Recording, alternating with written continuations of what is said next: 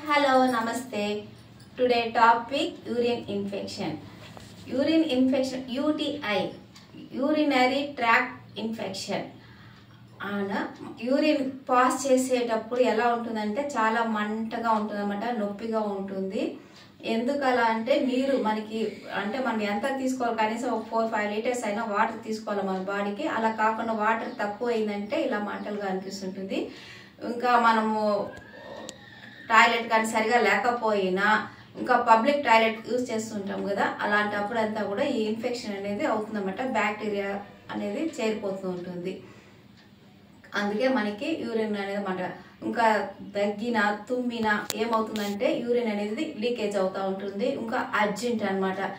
ఇలా అన్నీ కూడా ఫేస్ చేస్తుంటారు. ఇవన్నీ కూడా యూరిన్ ఇన్ఫెక్షన్ అనమాట. దీనివల్ల ఏమవుతుందంటే ఫస్టే మనము దాన్ని చేసుకుంటే కంట్రోల్ చేసుకుంటే పర్వాలేదు. అలా కాకపోతే కిడ్నీ అనేది డ్యామేజ్ అవుతుంది అనమాట. కాబట్టి మనం చిన్న చిన్న ఎవరికైతే ఈ ప్రాబ్లంతో ఫేస్ చేస్తుంటారో ఇలాంటి వాళ్ళు మనం ఇంట్లోనే ఇలా ముద్రలు చేసుకుని ఆసనం చేసుకుని ఉంటే బాగుంటుంది. ఇంకోటి మీరు మెంతులు దాన్ని బాగా వేయించేసి దోరగా వేయించేసి పౌడర్ కొట్టేసుకునేసేయండి. మార్నింగ్ ఒక 1/2 స్పూన్, అంటే చిన్నది కాదు మరి పెద్దది కాదు, ఒక మీడియం స్పూన్ ఉంటుంది కదా, దాంట్లో 1 స్పూన్ తీసేసుకోండి మార్నింగ్.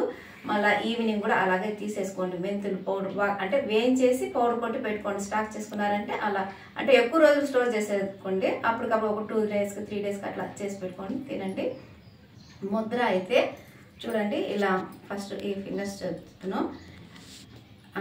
తంబు ఇది ఉంది కదా, బొటన వేలు, చిటికిన వేలు, ఉంగరపు వేలు, ఇది ఉంది కదా, ఇలా ఈ బొటన వేలు ఏం చేయాలి, ఇలా ప్రెస్ చేయాలన్నమాట. ఇది స్ట్రైట్గా ఉండాలి, కనిపిస్తుంది కదా. ఈ 2 వేలు వంచి ఈ బొటన వేలు తీసుకెళ్ళి ఇలా ప్రెస్ చేయండి. అర్థమైంది కదా. సేమ్ ఈ ఫింగర్ కూడా బ్యాక్ స్ట్రైట్ చేసుకోండి. బ్రీతింగ్ నార్మల్గా ఉన్నాయండి, స్ట్రైట్గా పెట్టుకొని మూసుకొని. బ్రీతింగ్ ఎలా ఉండాలంటే రిలాక్స్గా ఉండాలన్నమాట. టెన్షన్గా అట్లంతా లేకుండా రిలాక్స్గా చేయండి, కంట్రోల్ అవుతుంది ఇది. ఇంకా మీకు ఆసనం ఎవరి వల్ల అయితే వాళ్ళ వల్ల అదే చేయండి, ప్రాక్టీస్ చేయండి. చూడండి, ఇలా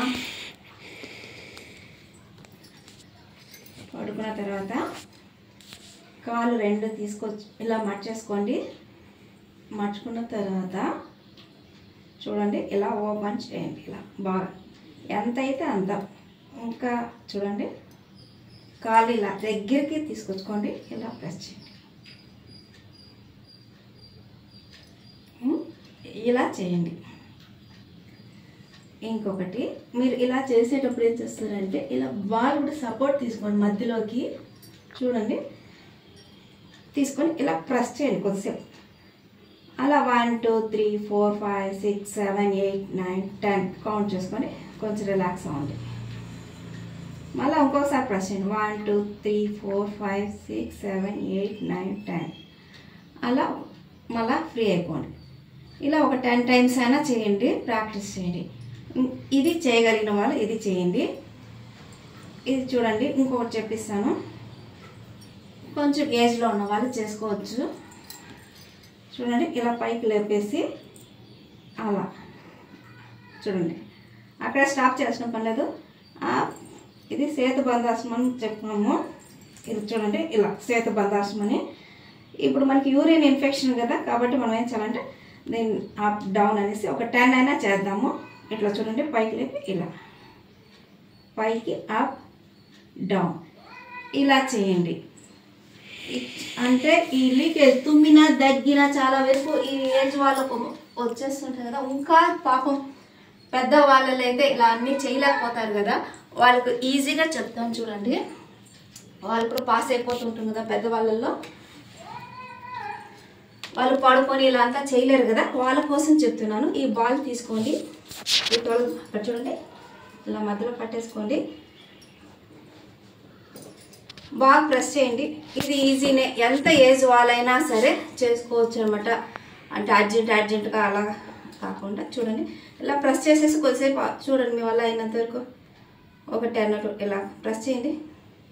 ప్రెస్ చేసినప్పుడు ఏమవుతుందంటే మనకి ఇక్కడ ఈ బ్లాడర్ అనేది ఉంటుంది కదా, ఇక్కడ ప్రెస్ అవుతుంది కడుపు అనేది. మీరు ఇది కంట్రోల్ అవుతుంది అనమాట యూరిన్ అనేది. చూడండి ఇలా ప్రెస్ చేసి కొద్దిసేపు వదిలేయండి, మళ్ళీ ప్రెస్ చేయండి, అయినంత వరకు చేయండి. ఏజ్డ్ వాళ్ళు కదా, ట్రై చేయండి, వదిలేసుకోండి.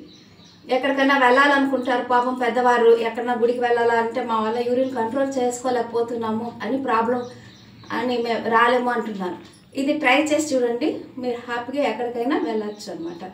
Okay, thank you.